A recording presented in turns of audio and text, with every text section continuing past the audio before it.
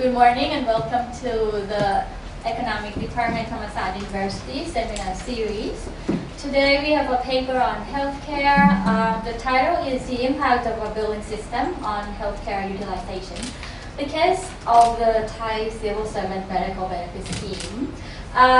today we will actually have all of the three authors here, but the third one is still commuting to the university. There are three authors contributing to this paper. The first one is Dr. Wasi. She's actually Thammasat alumni, a gold medalist, and got a scholarship from the Thammasat Economic Association. She received a PhD from the University of California, San Diego. Dr. Wasi is currently a head of research group at the Puey Ungphakorn Institute for Economic Research, or PEER, over at the Bangkok, Thailand. Before joining PEER in 2017, she was a faculty member at the University of Michigan Ann Arbor.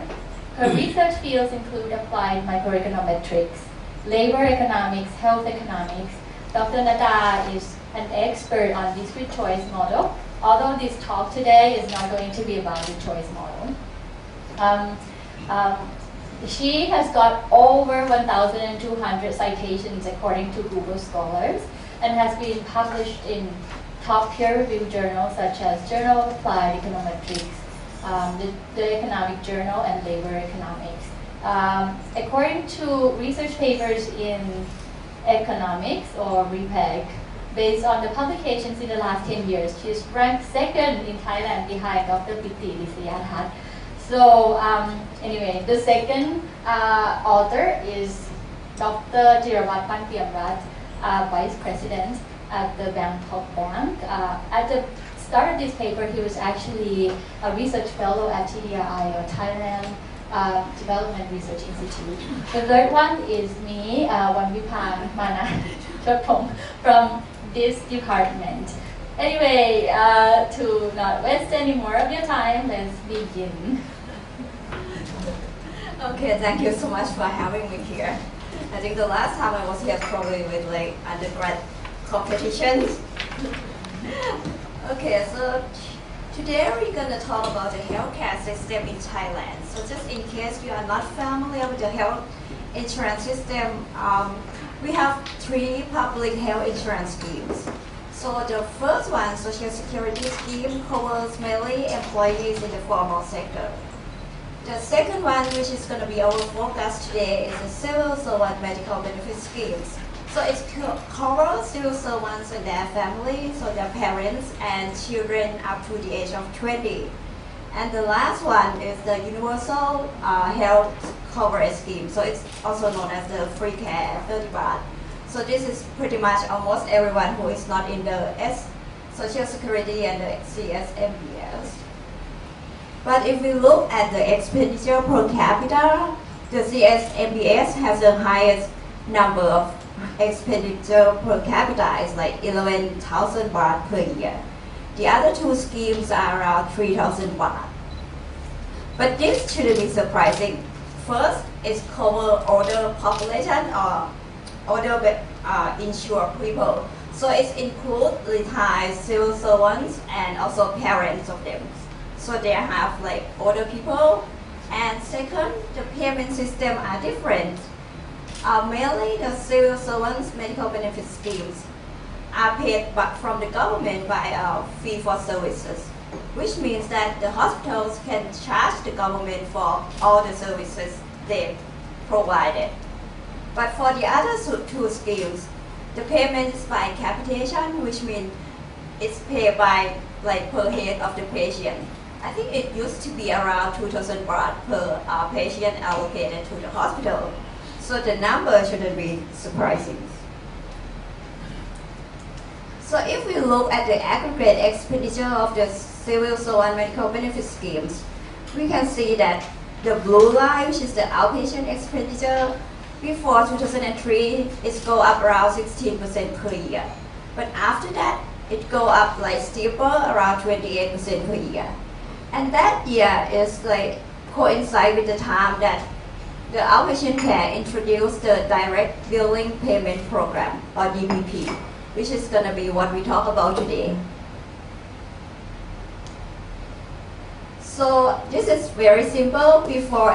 the change, what it works is that the patients has to pay at the hospital when they receive the service. So they got the receipt, then they submit the receipt to their affiliated government unit, and then they get their money back. But then the government start worried that, oh, because we may have some poor people or retired workers who have cash constraints, they couldn't afford necessary care because they don't have enough cash to pay upfront, and even though they're gonna get the money back. So they changed the system so that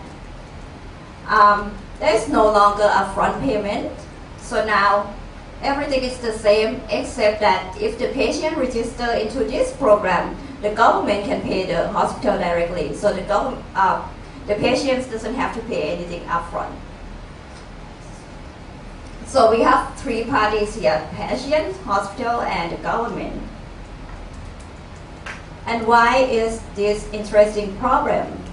So we know that rising healthcare costs have been a concern for governments around the world. So people talk about aging and medical inflation, but there is also the problem, the classic problem of the health insurance, that is the third party pay. So we see, right, there is the patients who receive the service, the hospitals or physicians who provide the service, but all are paid by the government or the insurers.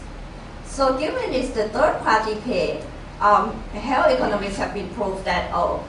this is going to have a moral hazard problem. Patients may seek more care than they would if they have to pay out of pocket by themselves. And providers as well. They probably try to overtreat the patients if they can make more profit. So they call this supply-induced demand problem.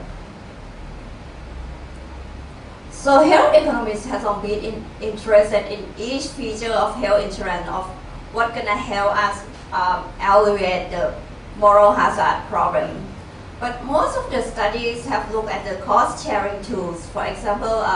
co-payment rate or deductibles. But there is no non-price mechanism really in the literature. So what we are looking here, there is no price change, there is no cost-sharing change, just the change of the billing system. And for Thailand, I think we already, like people in the field already conclude that the rise in the expenditure that we saw is caused by this direct billing payment program. But no one has really carefully looked and teased out the effects, so that's what we are gonna do. So to preview the paper, we're gonna use a patient-level panel data from one large hospital in Thailand. So that's gonna cover the period before and after the program was in place. And with the data, we're gonna use fixed effects model. So what we find is that on average, the program significantly affects healthcare utilization through multiple channels. So we're gonna show that it's affected through both extensive margin and intensive margins. But the effects are moderate. And after that, we're gonna ask about two more questions, that whether the effects persist over time, and do the patients who the program intended to help get help. So first, let's see where we fit in the health insurance literature. So there is a large body of literature on the effect of cost-sharing measures on healthcare demand. So the co-payment is like you have to pay, when you go to the hospital, you have to pay 5% or 10% depending on the insurance, so you share some costs. And deductible is like, okay, you have to for the first 500 you pay. After that, the insurance gonna pay for that. So it's affect the budget constraints slightly different. So there is a famous US randomized health insurance study. This is in late 1970s. So they actually randomized people to across health insurance plan. So the plan have different cost, co-payment and deductible, and then they follow the people to see how they go visit the doctors and utilize the healthcare. So the results, they find that the people who are in the program with higher cost sharing rate, they have lower healthcare demand.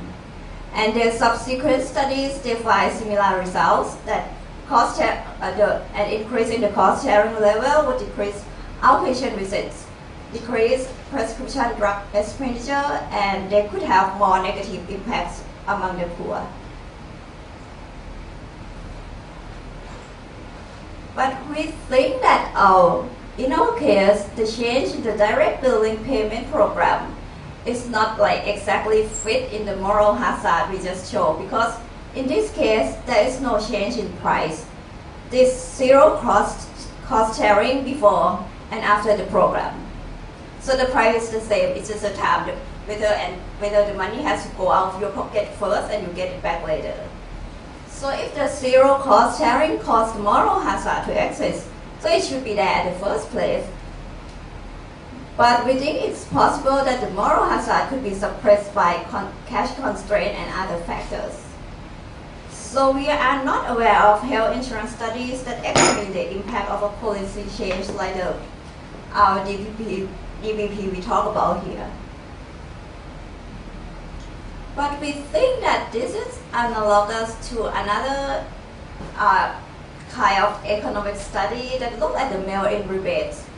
versus instant discount. So for mail-in rebate,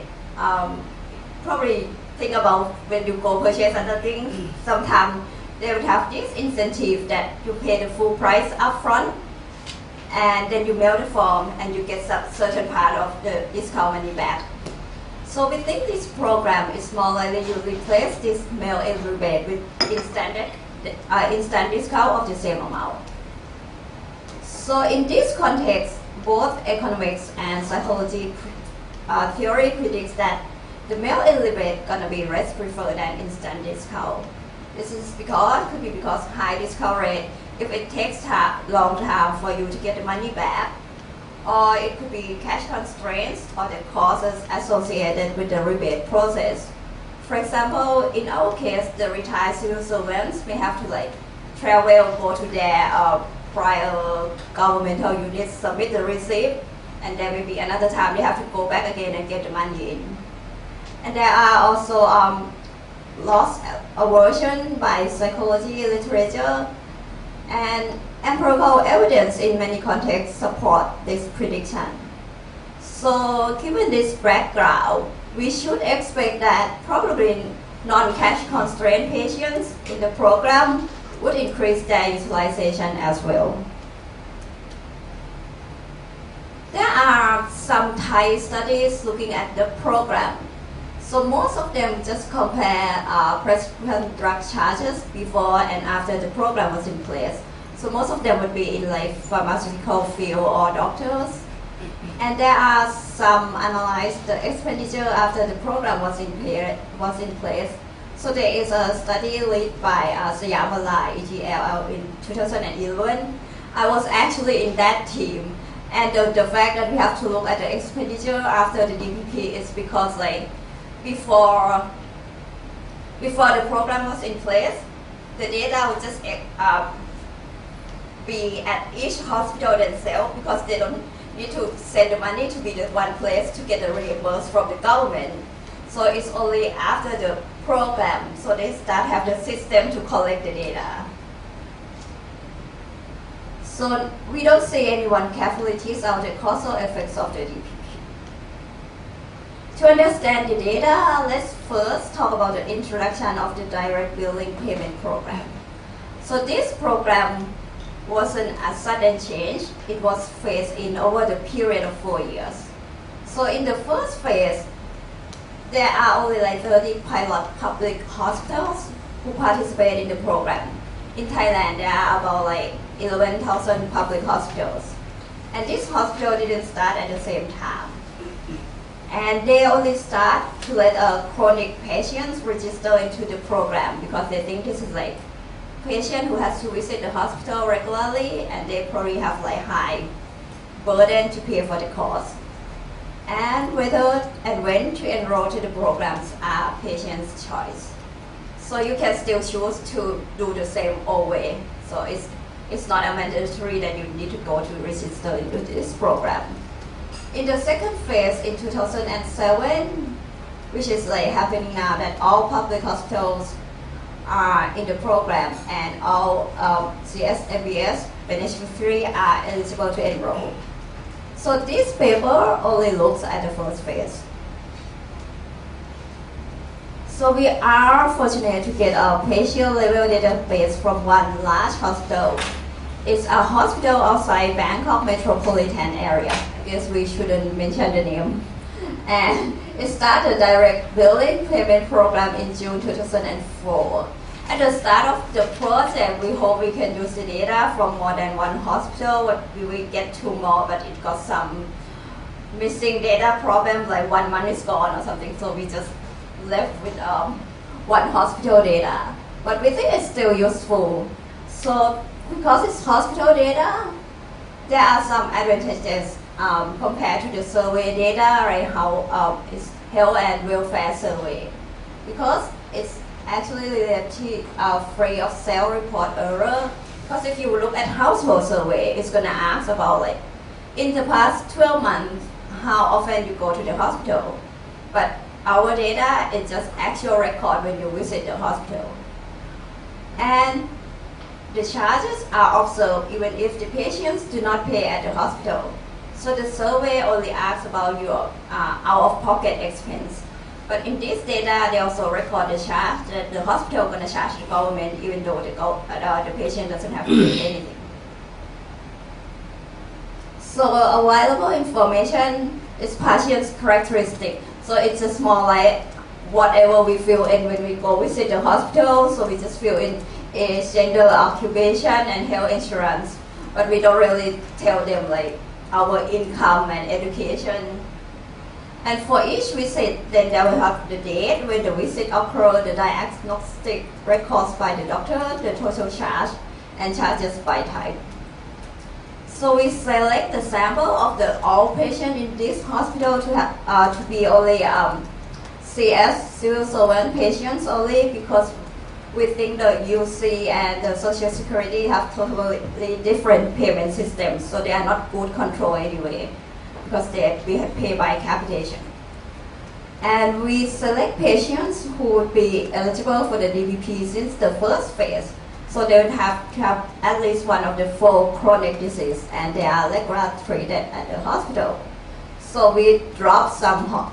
patients who are less likely to make the decision to visit the hospital, right? Patients who are referred by other hospital, and patients who were likely to move out. So we know that there are like, some of the people who are out of the record during the last 3 years. So the data is actually daily record, or it could be multiple visits per day. But we define our time period of study as 6 months, so you actually can create any time interval you want from this data. But we talked to the physicians, and they said 6 months probably the appropriate time. You need to look at chronic patients. So we look at 3 measures of how outpatient care utilization. First is the number of outpatient visits. So this is like extensive margin, whether you visit the hospital more. And then we look at total charge per visit. So this is given you visit, whether your charge increase,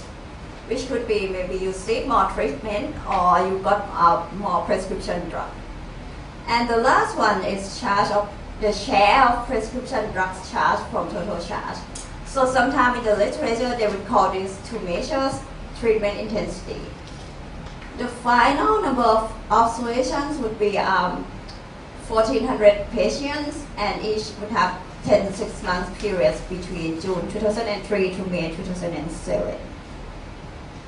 So this is the first measure of utilization. So we can see the distribution of the number of visits per 6 months. So the gold bar are the distribution before the patient enrollment in the programs. And the white bar with the blue edge are the patient after the enrollments. May I ask for clarification? What do you mean by per 6-month period? Oh, I mean a patient came to the hospital today and again in 6 months?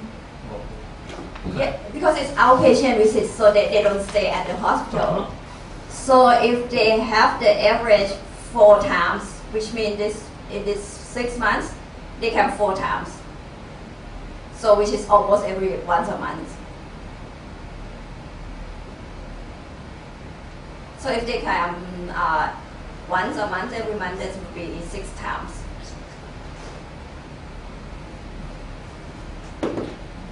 Okay. Yeah, please feel free to ask questions along the way. So we can see the distribution slightly shift to the right, and if we look at the average, it increased from 4.6 times to 5.7 times. The second measure is the charge per visit. The charge per visit is similar to the expenditure, so the distribution has really long tail. The gold bar is more slightly skewed to the left, and the white bar are to the right, with a lot of people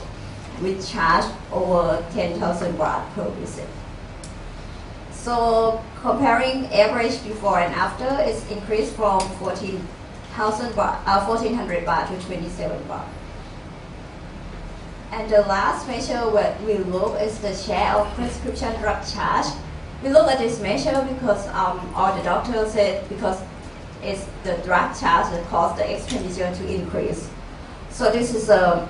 to 1 is the 1 is 100% charge from the total charges by for drug. So we can see that the white bar after enrollment, they got a large fraction at 90% to 100% drug. So all the charge just go for the prescription drugs. But the enrollment is by choice. So we would think that maybe the patients who benefit the most from the program gonna enroll first. So now we try to separate the patients by their enrollment date. So each column is like enroll in June to November 2004, which is the first 6 months that the program was in place, and then the second 6 months and so on. So we can sort of see selection effect here that patients who enroll during the first 6 months have the highest numbers of average visit before and after enrollment. But we can also see some effects of the program. No matter which group you are after your enrollment, you compare the number in the first row with the second row, the number of visits increase after enrollment. And we see similar pattern with a charge per visit. So we see the first group with the highest average charge per visit, both before and after the program. And after the program, the charge increase in all groups. And similar pattern for the prescription drug charge. We also have some other sample characteristics that we can look at. So I just select some to show you here. So the average age are not much different, but for distance to the hospital, so which is calculated from whether the person has an address in the same district as the hospital. So we see that people who enroll first most likely to live in the same district as the hospital. So those who enroll sort of last, they live further away. And this is the 4 chronic diseases that define the eligibility to the program. So you have to have like diabetes, hypertension, circular system disease, or stroke. So we can see that hypertension is pretty common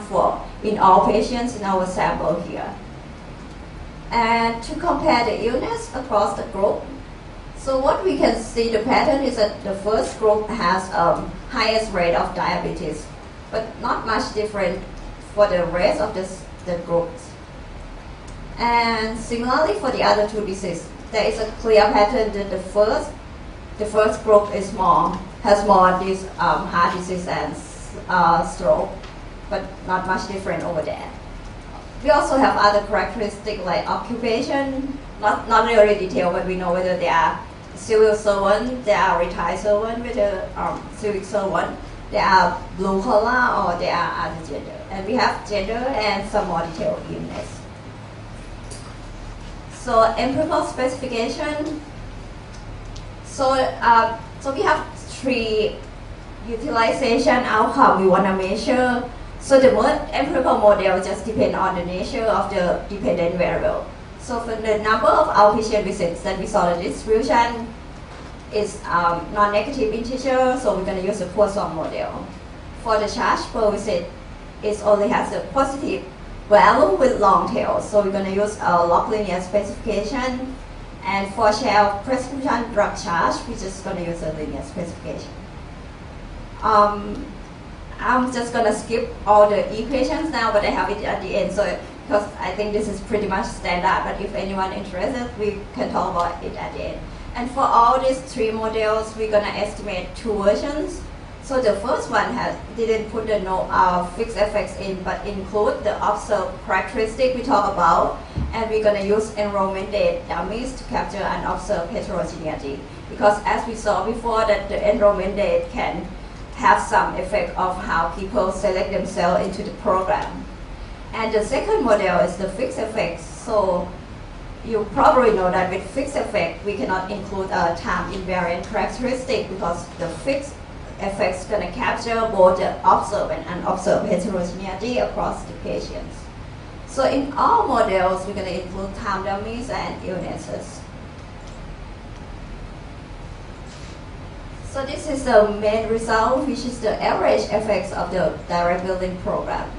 So the effects is reported in the first row. No FEs is the no fixed effects model, and FE is the fixed effects models. So for the effects on the number of visits, we find that the program would increase the effect around 0.9 times. The results are similar for both models. And for charge per visit, so to interpret the coefficient, this is like 7% change, this is 9% change, which is quite smaller than what we saw before. And this is a share of prescription drug charge, so this is increased by 1.6% or 2.4%. What we see here is that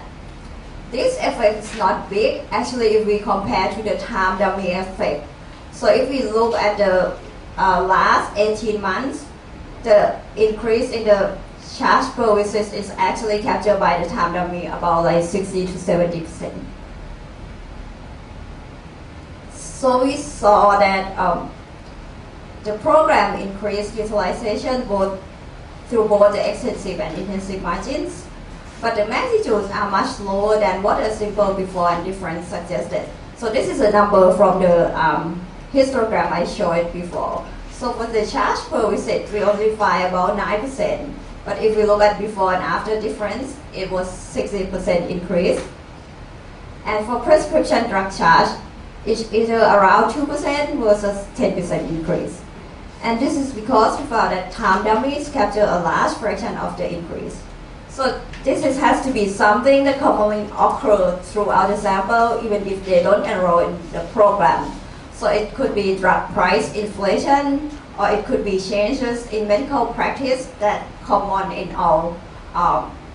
CS patients.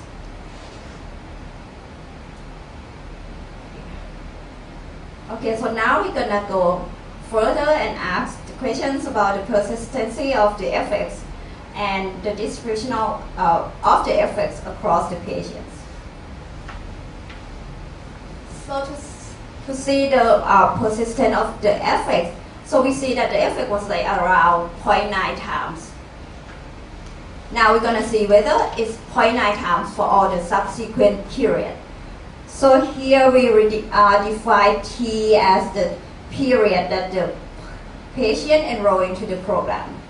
For example, if they enroll in June 2004 to November 2004,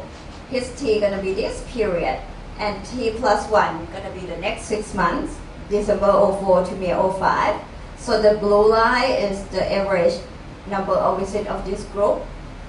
And for those enrolled between December 2004 to May 2005, his T gonna be that period, and T plus 1 gonna be 6 months after June 05. So we see the second line is shifting left a little bit because he enrolled 6 months after.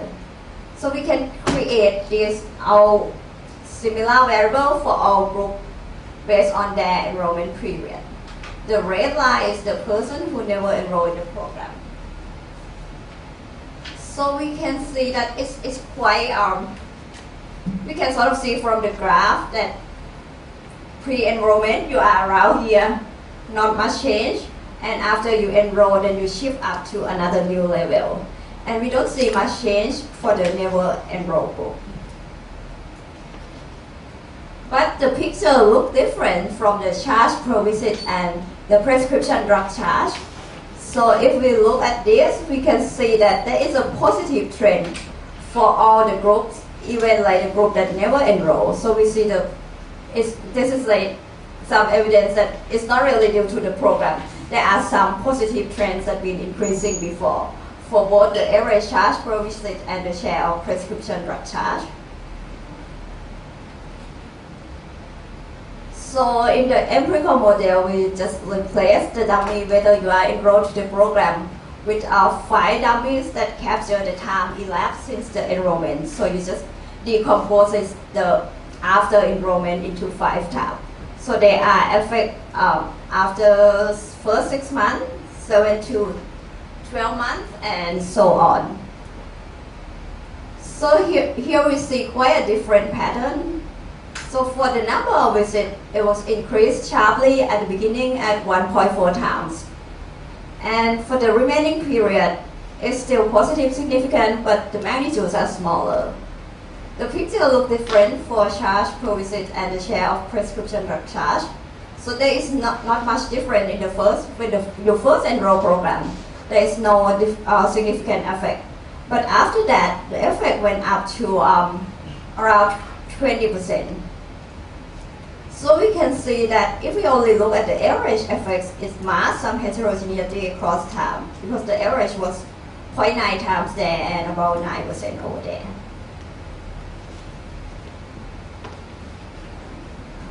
So for the second extension, so this is a little bit more ambitious. So we want to see if people or the patient who the program intended to help get help. So we said the program originally intended to help people with cash constraint,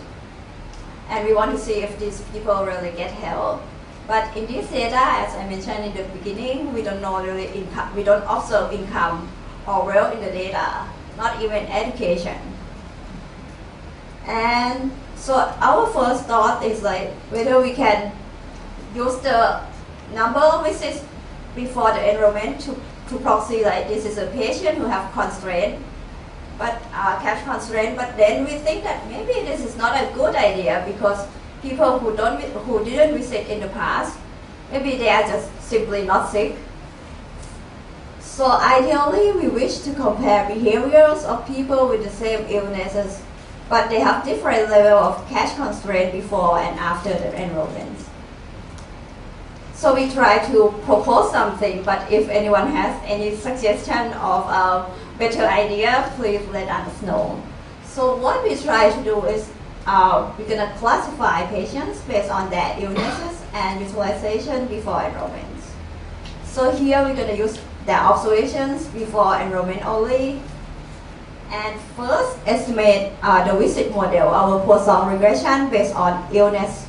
only, and predict the number of visits for that person. So the predicted number of visits would be the average number of visits for people with the same illnesses. And we're going to calculate the residual, which is the actual number of visits subtracted by the predicted number of visits. So we can integrate the residuals. If the residuals are positive, which means this patient visits the hospital more often than the average patients with the same illness. And if it's negative, then they visit less often. So if they visit less often, maybe they have some cash constraint. And we did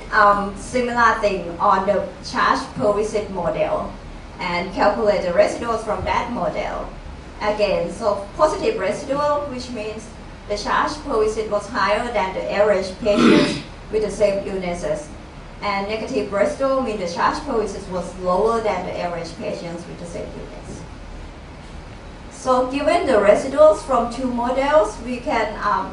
classify the patient into 4 groups. So group 1 would be the one with lower visit, lower charge compared to average patients with the same illnesses. Group 2, lower visit, higher charge, and then group 3 and group 4. So we think that group 1 is most likely cash constrained patients compared to people with the same illnesses. They have lower charge, they have lower visit.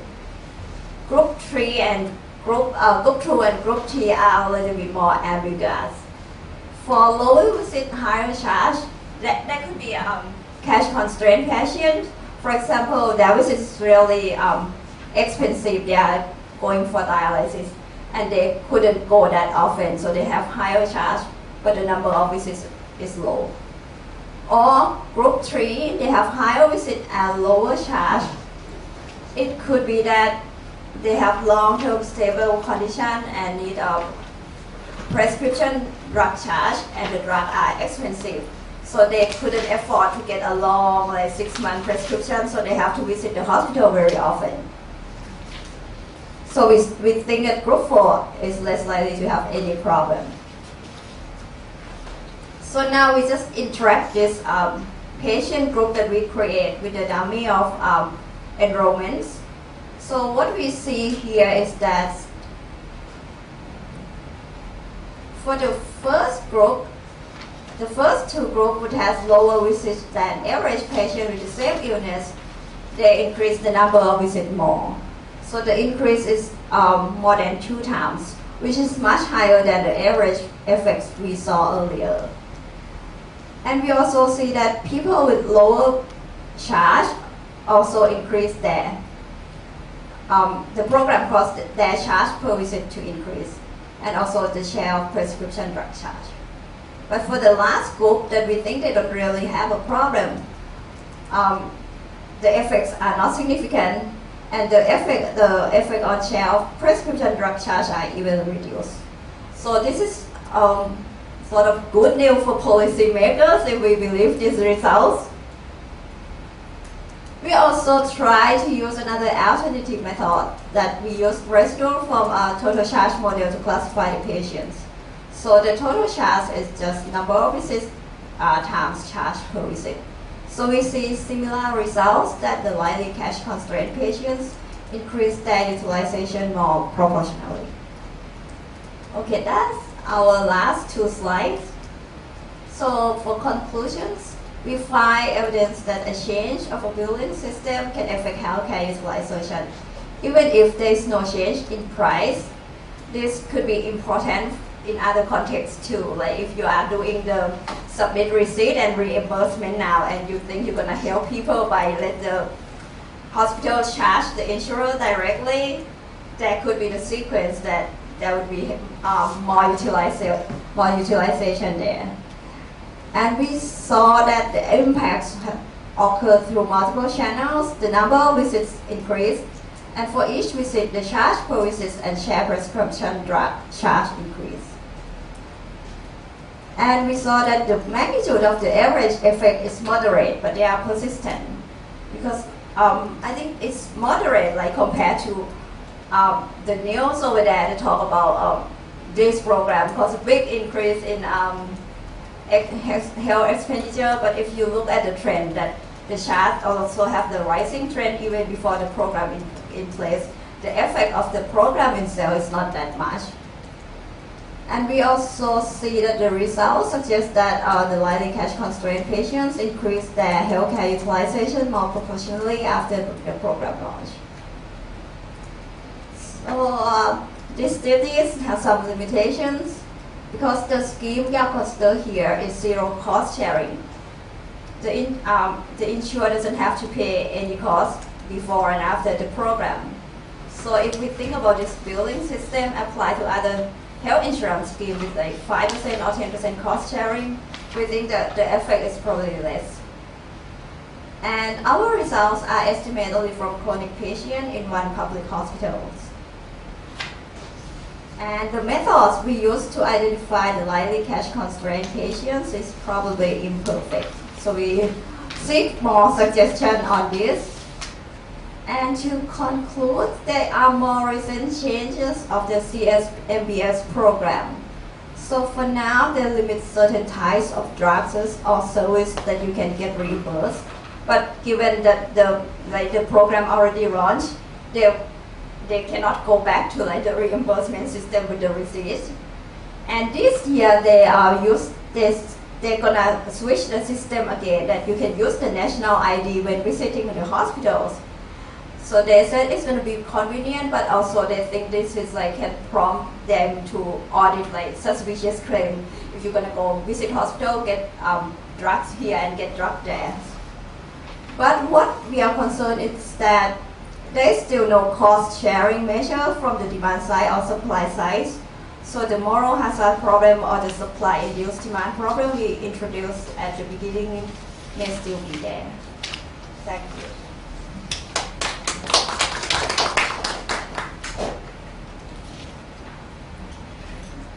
So thank you very much, Dr. Wasi, for presenting such an interesting paper. Well, what we actually found was that this program increased the utilization both, all for the three measures that we looked at. One is visit, one is total cost, and the other one is proportion of drug charge to total charge. However, when we actually looked at the impact of the scheme, it is much smaller than the difference. And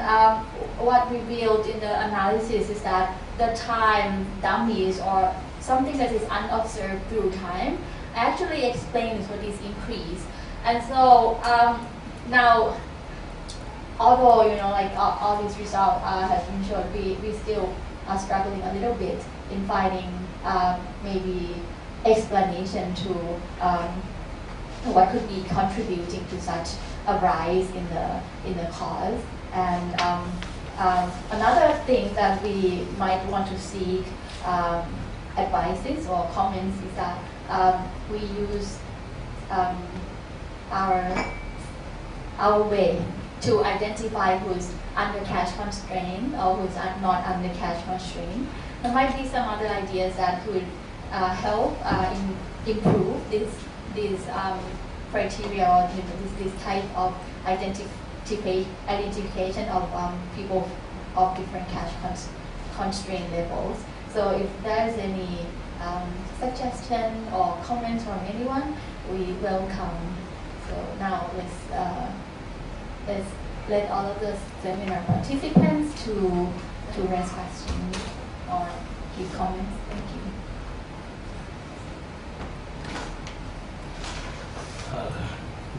I have to go very early, so let me ask first. I think the paper have two issues. You mentioned about one is about the classic universal healthcare expense, whether it should be the cost sharing scheme, right? And the other thing is that is the main output from the paper is about the billing scheme change and how civil servants respond to this kind of the billing scheme change. But I think that all the paper is talking about only the second question. I cannot see how the result from the paper connect to the first question about the cost sharing kind of thing. Because this is talking about you change the billing scheme,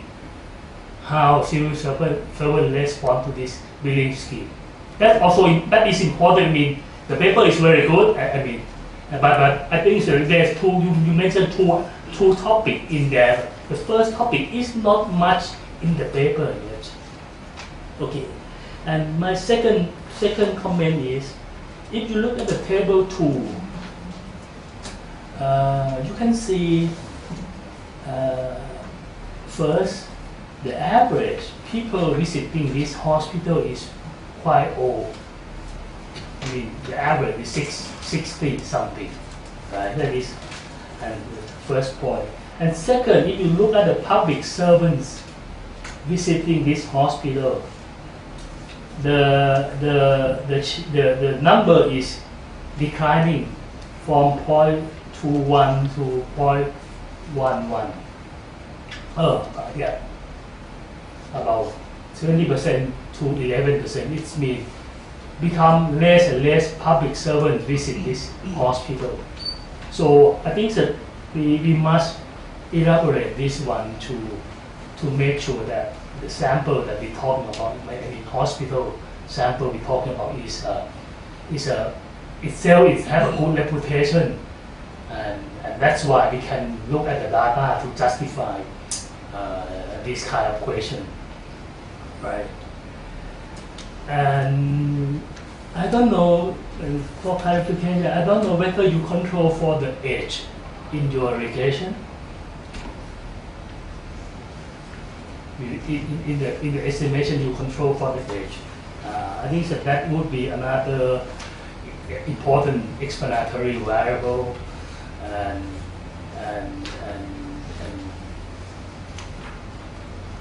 finally, I'm thinking. Can you say more about this? Simply, if we change the billing system,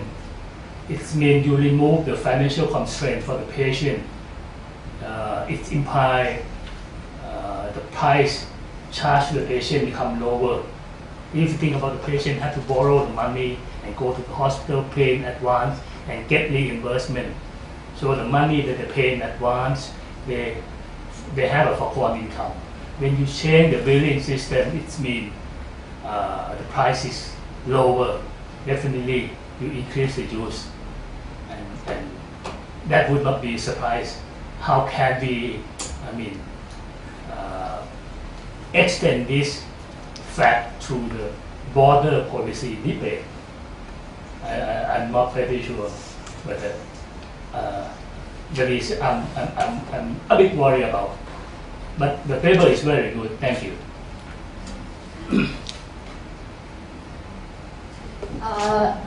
Should we respond the question one by one, or should we collect all of the questions first? Let's I'm not gonna leave very soon, so if you try to answer him, Yeah, okay. Let's respond. I'm already doing the talk, so you can answer the question. Right. First, that Ajahn Ashanan asked about the age. Well, should we speak in Thai? Okay. Yeah. Because everybody understands Thai now, right? Do you understand Thai? Yes, a little bit. Okay. But you should try to learn more Thai, right? Anyway, right? Okay. Thank you. ก็เรื่องอายุใช่ไหมคะอาจารย์ที่อายุเยอะเนี่ยจริงๆเพราะว่าสกีมนี้ตอนเราดูที่เฟสแรกเขา apply กับ patient ที่เป็น chronic disease นะพวกนั้นก็จะอายุมากนะคะพวกเบาหวานอะไรพวกนี้ค่ะถ้าเกิดว่าเทียบกับน่าจะ national population ที่เป็นโรคพวกนี้น่าจะพอๆกันโรงพยาบาลนี้ก็ใหญ่ค่ะเป็นโรงพยาบาลเรียกโรงพยาบาลศูนย์หรือเปล่าคะโรงพยาบาลศูนย์เป็น1 ใน 30ค่ะของอยู่ในภาคตะวันออกเฉียงเหนือค่ะก็มี good reputation เป็นที่สมมติเขา refer คนมาอะไรพวกนี้ค่ะก็รักษาได้ถูกมี specialist ที่หลากหลายในทางด้านเรื่อง price เนี่ยจริงๆแล้วถ้าเรามองเป็น time value of money อาจจะมองได้เช่นกันเพราะว่าเงินที่เราต้องจ่ายไปนะวันนี้อาจจะมีค่ามากกว่าเงินที่เราได้รับกลับในอนาคตใช่ไหมคะ reimbursement นะคะทีนี้เนี่ยก็ในตอนทำ literature review ก็มีคนใช้คำอธิบายนี้เหมือนกันในการอธิบายว่าทำไมคนถึง prefer instant discount ไปเลยมากกว่า mail in rebate ถึงแม้ว่าเขาจะเห็นว่าราคามันเท่ากันก็ตามเพราะจริงๆ mail in คือสมมติถ้าได้รับ500 บาทแต่มันไม่ได้วันนี้ได้อีกเดือนนึงเนี่ยมันไม่ได้มีค่าเท่ากับ500 บาทวันนี้แน่นอนก็เป็นเรื่อง time value of money อีกเรื่องหนึ่งก็มาจาก loss aversion ก็คือ framing effect อะค่ะสมมุติถ้าแม้แต่คนที่เขามี wealth level เท่ากันก็ตามแต่ถ้าเฟรมว่าเงินนี้จะเป็นเงินที่ compensate จากสิ่งที่เธอได้จ่ายไปแล้วเขาอาจจะไม่แฮปปี้เท่ากับเธอไม่ต้องจ่ายอะไรเลยนะตอนนี้เนี่ยเธอได้ฟรีๆเลยตอนนี้เธอไม่ต้องจ่ายอะไรเลยคือไม่ต้องแม้แต่จะต้องจ่ายไปก่อนแล้วได้กลับมาคือตอนนี้ process นี้เนี่ยได้ bypass ไอ้ building system พวกนั้นไปแล้วถึงแม้ว่าจะได้รับเงินกลับมาทันทีก็ตามนะคะในทางด้านpsychology หรือ economic theory prospect theory อะค่ะเขาก็ยังบอกว่า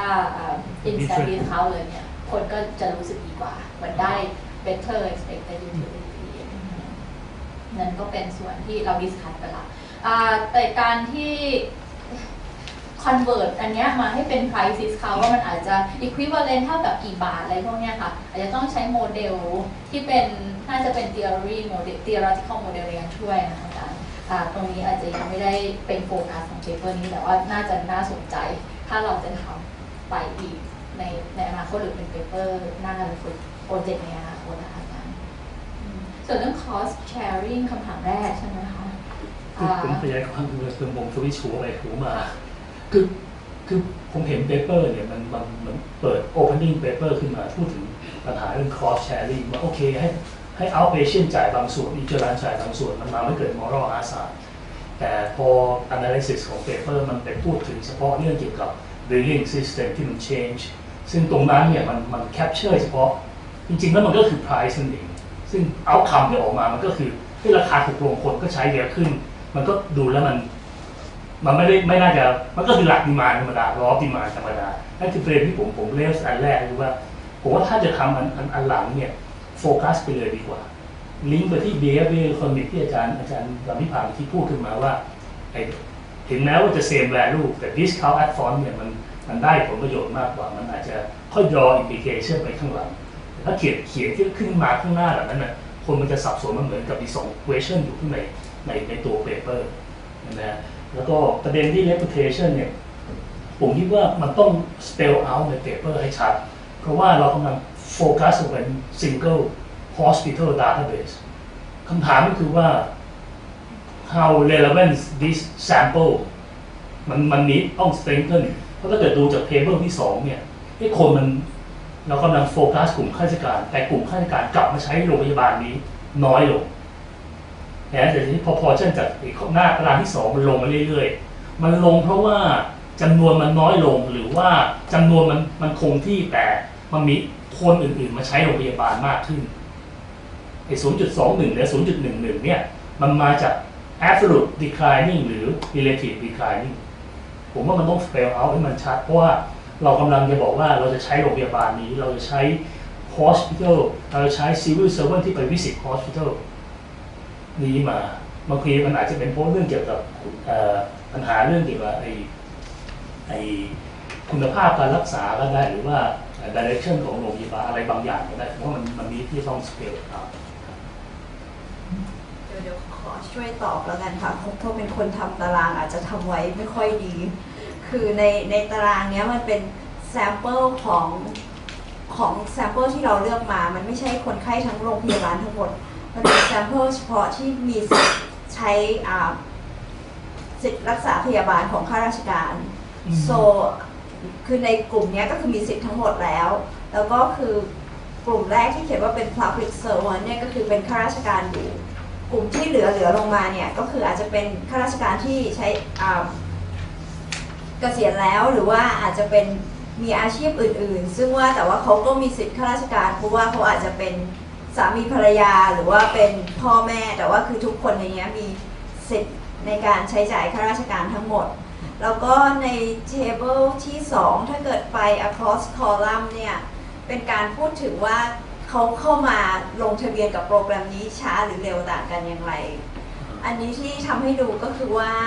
ในคอลัมน์แรกเนี่ยข้าราชการเนี่ยเข้ามาลงทะเบียนเร็วที่สุดก็คือคนที่แบบเกษียณแล้วหรือพ่อแม่หรืออื่นๆเนี่ยอาจจะเข้ามาลงช้ากว่าอาจจะเดินทางลำบากกว่ามีความรู้เรื่องโปรแกรมน้อยกว่านะคะแต่โดยจำนวนและจำนวน sample ยังขึ้นเรื่อยๆหรือว่า control ให้มันคงที่จำนวน sample คงที่อะค่ะ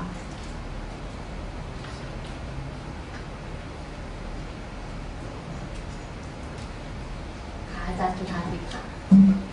ขอบคุณอาจารย์ดีมากเลยนะคะที่ก็เป็นวารสารให้ด้วยขอบคุณมากๆจริงๆไลฟ์เพเปอร์a lot I think really good have a lot of content a lot of data to เขียนด้วยกันonly one question comment ไม่น่าจะพูดภาษาไทยภาษาอังกฤษเดี๋ยวนะคือ I saw the data that you have never enrolled, right? And you have someone that enrolled. You have charts, the average chart per visit, and also number of outpatients. You have both enrolled and not enrolled. I'm not quite sure that can you do something like that because now you look only the people that enroll. But in fact, if you look the average chart per visit is also increasing. Even the one that not enrolled in the schemes. So why you not do the profit like the Heckmans to reduce the bias? You can include the one that not enrolled also. So you have the Heckman models like two steps. First you have the profit model between enrolled and not enrolled and look the characteristic to explain why they enroll and not enroll. And after that you look at the people that enroll to look at why they enroll and the health schemes can help this or not. I think it might reduce the biasness of the people that within the hospital because they not always enroll the schemes, right? And now you exclude them out, and so I'm not sure that this might help to reduce the bias or include the information from the people that not enrolled in the model or not. We actually include them, the never enrolled people in the sample because they are also eligible for the program. So we include them, but their dummy of enrolling the program would be zero all the way through. But we didn't use like Heckman profit. We just simply include them in the program. So we never try the two-step procedure, but we try to drop them out. And if we drop them out, I think the effect would even be smaller because like for people who just enroll, they are more similar, so they have like more visit and more chance to visit.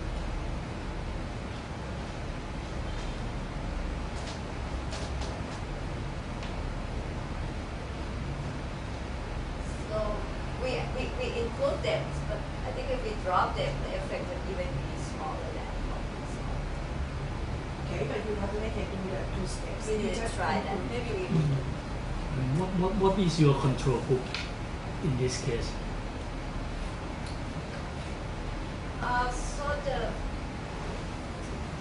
So it's maybe which one would be easier to say. So because the patient doesn't enroll in the same time, so the fixed effect model just compare the average visit for themselves after enrollment and before enrollment. So the control group could be the person who never enroll and themselves before, or anyone who hasn't enrolled in that period. Because it's not like everyone enroll at the same time, so it's not really a clear control or treated group.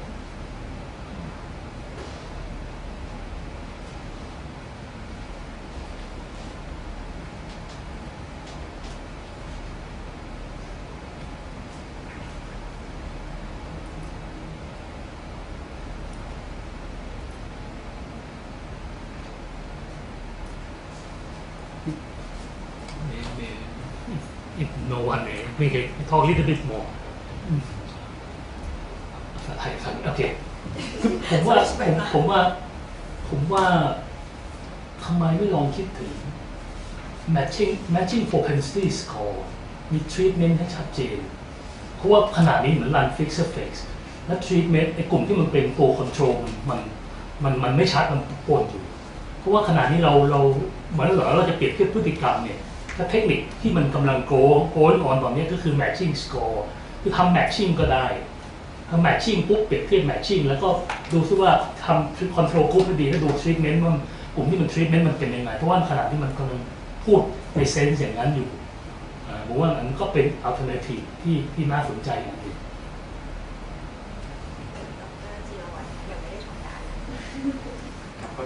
วันนี้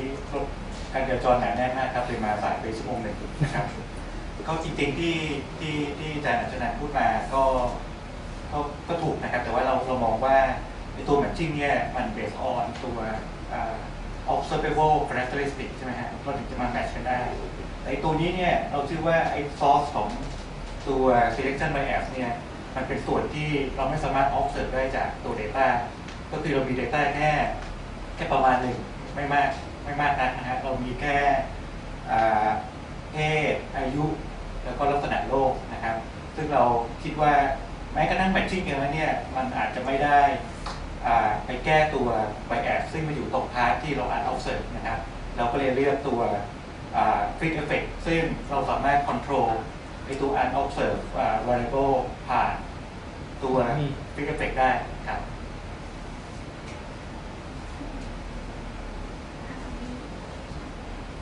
อาจารย์ชยาจะพูดที่ไม่ได้ไงเราถามไม่ได้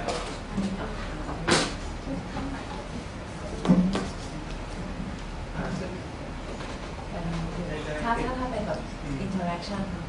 ไอทำกับมันก็คล้ายๆกับที่เขาถามตัวที่เป็นดูtreatment by time ใครเข้าก่อนใครเข้าหลังนะเพื่อเป็นตรงนั้นซึ่งไม่ได้ใจโชว์ผลอันนั้นคิดว่าจำไม่ได้แล้วว่าทำไมเอาออกไปแต่ว่าเอาอันนี้เอามาใส่เฉยๆโดยที่ไม่ได้ interact นะแล้วก็คืออยู่ในตัว control เป็นโมเดลแรกที่ลองทำก็คือเหมือนโมเดลแรกที่ไม่ได้ใส่เป็น fixed effect แต่ก็คือใส่ observe characteristic age occupation อะไรทั้งหมดแล้วก็รวมถึงtime dummies ว่า enroll เมื่อไหร่อยู่ในนั้นเพียงแต่จริงๆเหมือนเรื่อง propensity score matching หรือเรื่อง match อะไรเหมือนตอนแรกเราก็เคยคิดกันอยู่พักหนึ่งแล้วเรารู้สึกว่า context เนี่ยมันค่อนข้างยากเพราะว่ามันไม่ใช่ทุกคน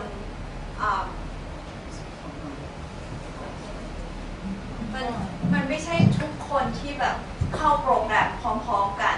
สมมุติว่าเหมือนคนหนึ่งเข้าเดือนนี้คนหนึ่งเข้าเดือนนี้เสร็จแล้วพอกลุ่มที่เราจะเป็น control เอามา match เนี่ยมันก็จะเหลือแค่กลุ่มnever enroll อะค่ะถ้าเราแมทจากอายุแมทจากเพศแมทจากพื้นฐานโลกแล้วคอมเพลระหว่างคน enroll ไม่ enroll ซึ่งก็ time difference ก็ไม่เป็นไรไม่รู้ว่ามันมี ID ของ patient หรือเปล่ามีเพราะว่ามันไม่จะ control แหละหน่อยเพราะว่า initial คือ t แบบ t ลบ1 period เนี่ยถ้าพื้นฐาน initial situation พื้นฐานโลกที่มันไม่เหมือนกันมันก็จะกระทบprobability ที่จะใช้เหมือนกันprobability ที่จะใช้เหมือนเพราะถ้าเราแมทที่บาง characteristic เช่นอายุเพศหรืออะไรต่างๆหรือ distance ที่อยู่เนี่ยมาจากข้างนอกข้างในพื้นที่อย่างเงี้ยผมว่ามันน่าจะพอที่จะ control behavior แล้วมันน่าจะจับได้ดีกว่า fixed effects เพราะ fixed effect dummy เนี่ยในเวลาที่วิ่งอย่างนี้เนี่ยแล้วเวลาที่เราอยู่ใน tropical area มันมี seasoning ของการป่วยเหมือนกันถูกไหมฮะถ้าผมเห็นว่ามันมีช่วง6 เดือนที่จับเนี่ยมันเคยจับช่วงหน้าฝนทั้งหมดความถี่ในการพบเข้าหาหมออาจจะถี่ขึ้นก็ได้ใช่ไหมมันมีเมย์ถึง December ถ้าผมดูไม่ผิดคือจริงๆมันก็ทำได้2 อย่างนะคือแบบว่าเราเชื่อว่าไอตัว selection bias เนี่ยมัน observe หรือ unobserve ทีนี้จากที่อธิบายไปเมื่อกี้ฮะเรารู้แค่ครั้งที่เขามาเท่านั้นนะ1คือครั้งที่เขามา2คือรู้แค่เขาเป็นโรคอะไรแต่ไอ้พวกที่เป็นตัวที่ทำให้เขาตัดสินใจว่าจะเข้าก่อนเข้าหลังหรือเข้าหรือไม่เข้าตรงนี้เราคิดว่าเราไม่สามารถ observe อันนี้เป็นที่มานะครับที่เราคิดว่ามันควรจะใช้ fixed effect ก็คือเราไม่โอเคเราพยายาม control ตัว variable เนี่ยที่มัน influence selection ถ้าเกิดว่าเราไปทำตัว matching เนี่ยจริงๆมันก็ทำได้นะแต่ว่ามันก็ต้องไปตอบคำถามสำคัญก็คือว่า matching เนี่ยไอตัว assumption มันก็คือว่าเรา observe ทุกตัวแปรสำคัญทุกตัวที่มันมีอิทธิพลต่อการเข้าหรือไม่เข้าหรือเข้าก่อนเข้าหลังนะฮะซึ่งตรงนั้นต้องไปดีเฟนกันพอสมควรเลยนะครับขอเพิ่มอีกนิดนึงแล้วกันนะคะก็คือเหมือนสิ่งที่อาจารย์แนะนำก็น่าจะเป็นแบบโมเดล 1.5 ซึ่งอยู่ระหว่าง1 กับ 2ที่เราทำไปคืออันแรกใช้ observe characteristic to control อีกอันนึงก็คือใช้ fixed effects ที่เราทำไปก็คือเหมือนพวก propensity score matching ส่วนมากก็จะใช้กับ cross section data เวลาเขาไม่มี panel ซึ่งก็จะเป็น alternative ที่ดีกว่า1แต่เราเห็นว่าเรามี2แล้วเราก็เลยไม่ได้ใช้แต่ว่าจริงๆเหมือนความยากของ ของเรื่องนี้ที่เราเคยคิดดูเรื่องนึงก็คือเหมือนอย่างเช่นเรามีกลุ่มคนที่ enroll กลุ่มแรกเนี่ยเป็น treated แน่ๆแล้วเราอยากแมทช์เขากับใครบ้างเราอยากแมทช์เขากับอย่างคนที่เขา enroll ตอน period ที่2เดือนที่7จริงๆเขาก็เหมือนเป็น control ได้ส่วนหนึ่งเพราะว่าเขายังไม่ enroll แต่ว่าพอขยับไปอีก period นึงเขาก็จะกลายเป็น treated แล้วแล้วเราควรจะเอาเขาเป็น control หรือเป็น treated ในการ match หรือถ้าเราไปเอาเฉพาะกลุ่ม never enroll มาเป็น control อย่างเดียวก็ถ้าดูจาก data มันก็ดูเหมือนมี unobserved characteristic ที่ดูค่อนข้างต่างจากกลุ่มที่ enroll กลุ่มแรกก็คืออาจจะเป็นไปได้แต่อาจจะต้องคิดเยอะขึ้นหน่อยด้วยsequence ของคนที่มันค่อยๆ enroll เข้ามาค่ะ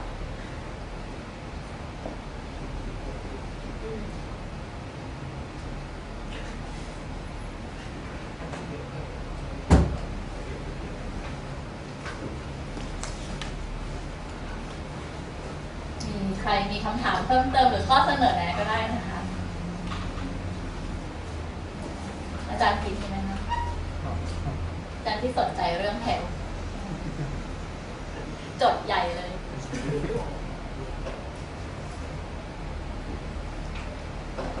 ฮัลโหลครับไอประเด็น GSM ผมว่ามันก็น่าทำได้นะครับระหว่าง2ทีเดียวนะครับไม่ใช่คอร์สที่นอกอย่างเดียวไปเห็นอย่างงานของอาจารย์วิษณุฟังเศรษฐศาสตร์เกษตรนะครับที่มหาวิทยาลัยเกษตรศาสตร์เขาก็ทำ2ทีเดียวเข้ามาเปรียบเทียบกันมันก็น่าจะทำได้อยู่แล้วก็น่าจะมันก็น่าสนใจด้วยครับตรงนี้นะครับอันนึงขอสอบถามหน่อยนะครับตัวซองฟริสเอฟเฟกต์โมเดลครับพอดีก็เคยใช้อยู่ครับคือจริงๆมันก็มีแบบจำลองอื่นที่น่าจะพอใช้ได้อย่างเช่นพวก negative binomial ได้ลองทำดูนะครับเพราะว่าตัวซองฟริสเอฟเฟกต์อันนี้เป็นฟังก์ชันค่อนข้างสตรองก็คือมันสมมติว่ามีจะเท่ากับอะไรแต่ว่าไอ้ตัวนี้ก็เห็นไบโนเมียลมันจะมีฟังก์ชันตรงนี้มากกว่านะครับผมว่ามันก็น่าจะลองใช้ดูนะครับ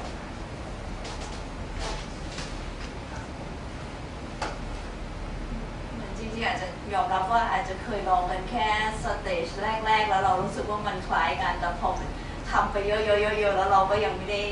กลับมาลองใหม่อีกรอบหนึ่งอาจจะลองกลับไปอีกดูว่ามันต่างกันไหมครับ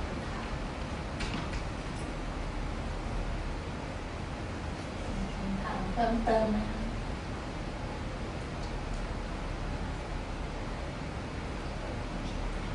ไม่อย่างนั้นเดียวฝากไปที่อาจารย์จุฑาทิพย์โอเคค่ะก็จริงๆก่อนปิดเอาเป็นคำถามที่คนน่าจะอยากรู้เกี่ยวกับนโยบายนิดนึงนะคะขอดูเทเบิล5หน่อยได้ไหมคะมันคือเทเบิลเดียวกันหรือเปล่าไม่ได้เทเบิลเอามีอยู่ครึ่งหนึ่งมีใช่ไหมคะที่เผอิญเห็น relation ออกมาแล้วเนี่ยมันมีสมมติ low visit low charge ใช่ไหมคะcharge per visit เนี่ยมันจะถูกบวกเพิ่มขึ้น 0.33 ถ้าเกิดเป็น high visit ถ้า low charge ยังไงก็จะถูกชาร์จเพิ่มขึ้นอันนั้นมันคือเป็นสิ่งที่เจอใช่ไหมคะอันนี้เข้าใจถูกไหมใช่ไหมคะแต่ว่าจริงๆแล้วสกิลนี้สมมติว่าถ้าเกิดคนเคยถูกชาร์จไม่น้อยอยู่เนี่ยถ้าเกิดเขาไม่ว่าเป็น low visit หรือ high visit ยังไงเขาก็จะถูกชาร์จเพิ่มขึ้นจากสกิลนี้ใช่ตาม interpretation ของผลว่าหลังจากที่เข้าโปรแกรมถ้าเดิมเป็นกลุ่มที่เดิมมี charge ที่ lower than average patient given the same illness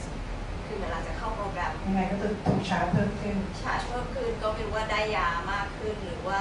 ได้ treatment อะไรที่ดีขึ้นอย่างนี้เราสามารถที่จะ export ได้ต่อนะคะเพราะว่าจริงๆแล้วเนี่ยเราสามารถ export ต่อได้ว่าไอ้ชาร์จเพิ่มขึ้นเนี่ยมัน benefit หรือเปล่าต่อคนไข้จริงๆหรือว่ามันแค่เป็นเพราะว่ามันสกิลเนี่ยมันทำให้ถูกชาร์จเพิ่มขึ้นโดยที่ treatment มันอาจจะไม่ได้ดีขึ้นก็ได้อย่างเงี้ยเพราะว่าจริงๆแล้วเนี่ย conclusion เนี่ยเหมือนจะมองว่านี่สกิลนี้มันเหมือนจะช่วยคนที่มี budget constraint นะแต่ว่าถ้าเกิดว่า based on result เนี่ยเราจะเห็นว่ามันจะถูกชาร์จเพิ่มขึ้นยังไงก็จะถูกชาร์จเพิ่มขึ้นใช่ไหมคะหมายถึงว่า low visit ชาร์จเพิ่มขึ้น high visit ก็ชาร์จเพิ่มขึ้นเขายังถูกชาร์จน้อยอยู่จริงๆไอ้ตรงที่มันชาร์จเพิ่มขึ้นตรงนี้เนี่ย มัน wasteful หรือว่า ใช่ค่ะอันนี้อาจจะเป็นฝากไว้แต่ว่าไม่แน่ใจว่ามันอาจจะทำต่อได้ยังไงในแง่ไหนแต่ว่ามันอาจจะเป็น open question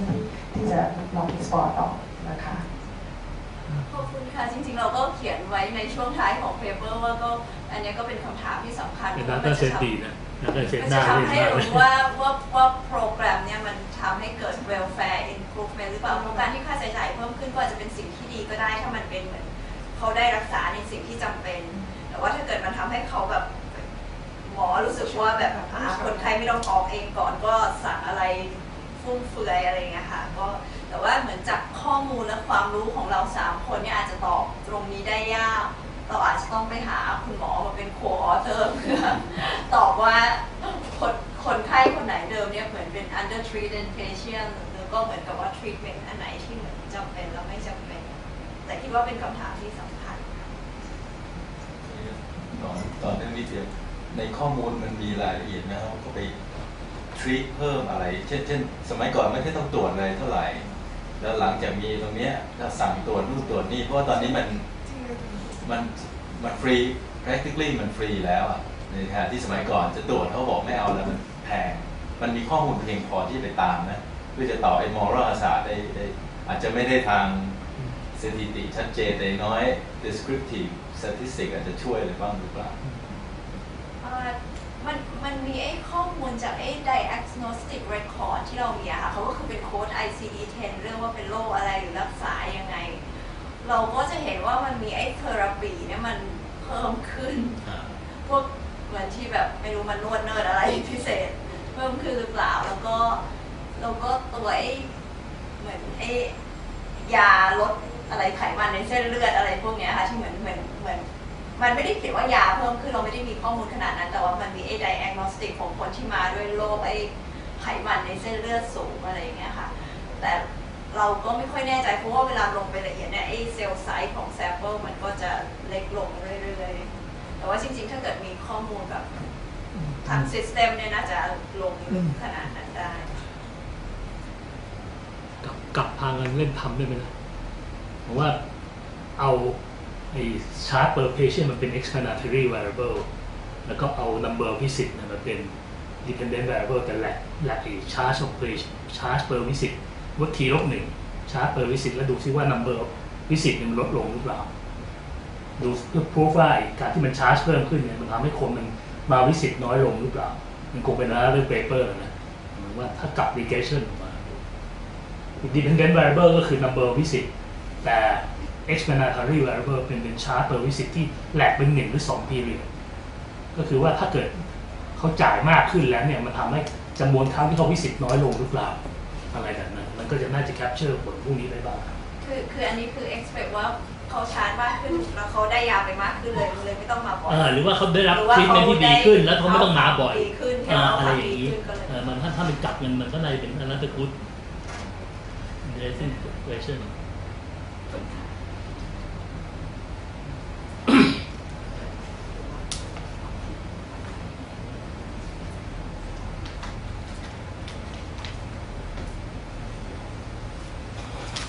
ก็วันนี้ขอบคุณมากเลยนะคะขอบคุณดร.ณดาวศรีขอบคุณคุณจิรวัตรปั้นเปลี่ยนรัตน์แล้วก็ขอบคุณอาจารย์ยุ้ยมากๆเลยที่ช่วยเป็นทั้งโมเดลเตอร์และช่วยมาพรีเซนต์เปเปอร์ดีๆอย่างนี้นะคะถ้าเกิดว่ามีการปรับหรือว่ามีเปเปอร์ดีๆอย่างนี้อีกก็เชิญเลยคณะเศรษฐศาสตร์ยินดีมากๆเลยนะคะขอบคุณมากๆเลยค่ะ